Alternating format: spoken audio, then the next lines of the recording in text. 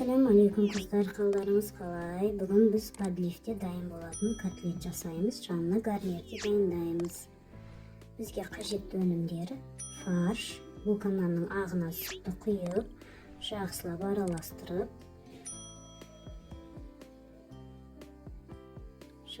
араластырамыз да шетке алып қоямыз. Және бір пиязымызды майда кубикке етіп турап аламыз.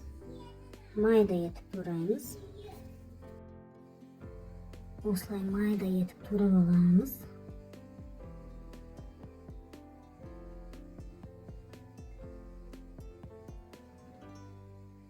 Турап дайын болған пиязымызды фарштың үстіне саламыз.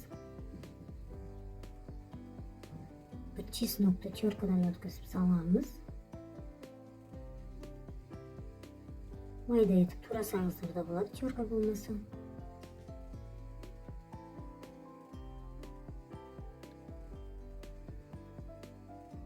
Және де бір жұмыртқа саламыз.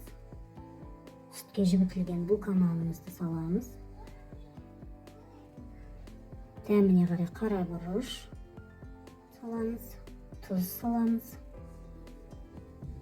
Енді фаршымызды жақсылап араластырып аламыз. Егер де фарш сұйық болып кетеді десеңіз, панировочный майда ұсақталған нанды салуға болады. Сонда қоюға болады фаршымыз.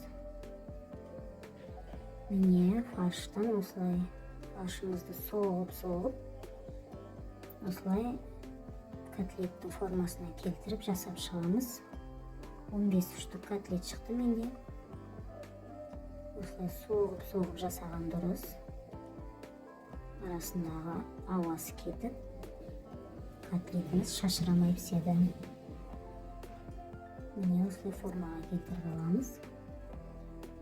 Біреулер сопақ, біреулер домалақ жасайды өз қалауларыңызбен.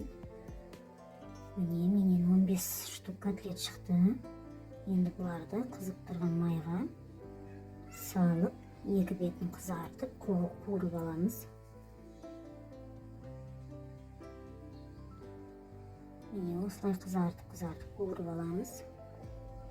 Котлеттеріміз қуырылып болды. Әлі дайын емес, бірақ котлеттеріміз әлі подливке салып бұқтыратын боламыз.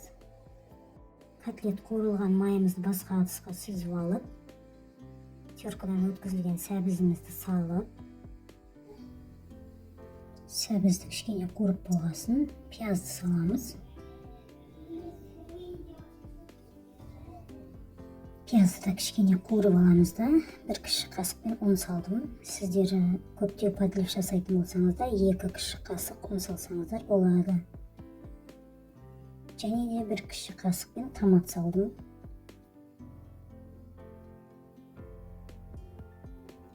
Кішкене қуырып аламыз да.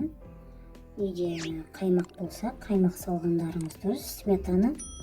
Мен сметана болмады, сол себепті майонез салдым. 2 ас қасық үлкен толтырып. Кішкене қуырып аламыз да. Үстіне су құямыз. Өз қалауларыңыз бойынша суды құя берсеңіздер болады. Ең бастысы тұзын, дәмдеуіштерін өз қалауларыңызбен саласыздар. Осындай құрғақ укроп салдым, тұз салдым. Және бір қайнатып алдым да, бетіне қуырылған котлеттерді салып шықтым.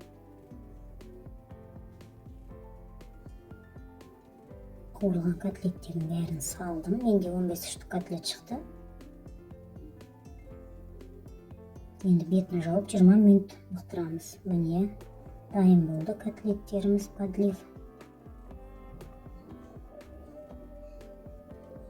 Подлив те дайын, котлет те дайын.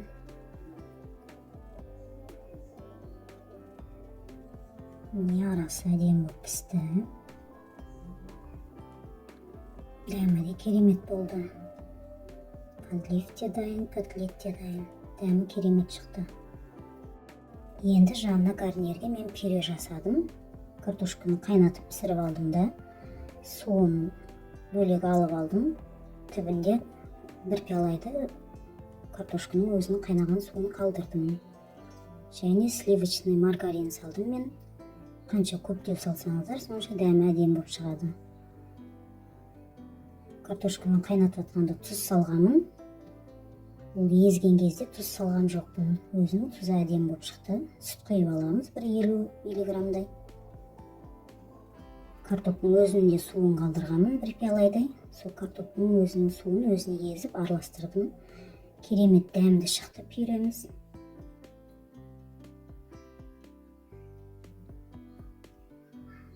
Міне пюрені салып алдым. Мен жанына гречкада қайнатып дайындап алдым. Котлетті салып, бетіне подливтерді құйып шығамыз. Осылай подливті, жаңа пісірген подливімізді. Өте дәмді шықты, қыздар. Міндетті түрде жасап көріңіздер. Астарыңыз дәмді болсын. Подливте дайын болатын котлет, жанына кез келген гарнирді қойсаңыздар болады. Күрішті қайнатып, макаронды қайнатып. Астарыңыз дәмді болсын. Каналыма тіркеліп, лайк басып, комментария жазып отырыңыздар.